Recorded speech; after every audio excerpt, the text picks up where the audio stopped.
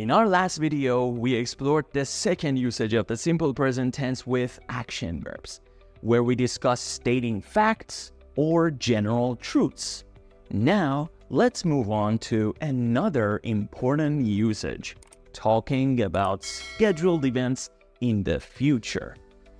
Have you ever had something planned, like a special appointment or a movie night?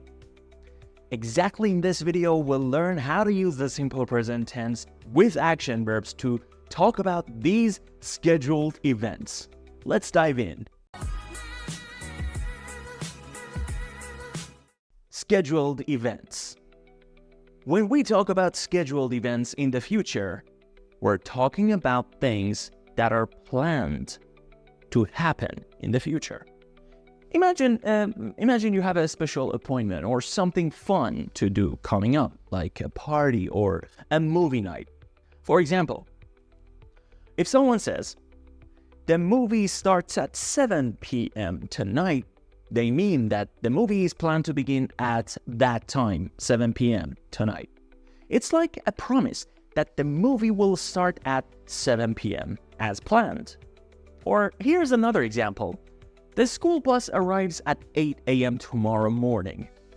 This sentence means that the bus is scheduled to come at 8 a.m. tomorrow morning to pick up the students for school.